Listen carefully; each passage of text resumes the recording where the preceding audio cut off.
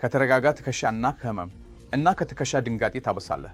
እንደዚህ ከሆነ ይህ ቪዲዮ ለአንተ ነው። ለተረጋጋ ትከሻ በተለምዶ ህመምን ለመቀነስ የህመም መከላከያ መድኃኒት እንመዘግባለን። እንዲሁም በቤት ውስጥ የአካል ስራ ስልጠና እንመዘግባለን። በዚህ ደካማ እንቅስቃሴዎች በመስራት ታካሚዎች ትከሻቸውን ማሰስ እና እንቅስቃሴውን መመለስ ይችላሉ። ይህ ካልሰራ በኋላ ለእንደዚህ አይነት ህክምና የተሟላ የሆነ በማዕከል የአካል ስራ ስልጠና በተለምዶ ይመዘገባል።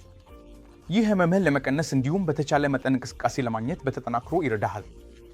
ይህ ካልሰራ በኋላ ሐኪሞች በተለምዶ ህመምን ለመቀነስ የሚረዳ የተባበሩ መውስን ይሰጣሉ እና ይህ ብቻ ከአካል ስራ ስልጠና ጋር ሲነጻጸር ይልቅ ይረባል።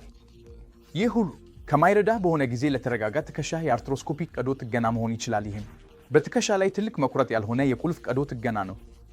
ይህ በተቻለ መጠን ከትከሻ ውስጥ እንቅስቃሴ ለማስወጣት በጣም ይረዳልና ይህ ህመምህን ለመቀነስ እንዲሁም በተቻለ መጠን እንቅስቃሴ ለማግኘት ለተረጋጋ ትከሻ ከመፍጠር የመመለስ ሂደትን ይጠናክራል። ስለዚህ ከተረጋጋ ትከሻ እቅፋት ቀሩ እና የሚያስተካክሉ ህክምናዎች አሉ። ስለዚህ ለዚህ ችግር ከትከሻ አሰልጣኝ ጋር ይመካከሩ። በጣም እናመሰግናለን።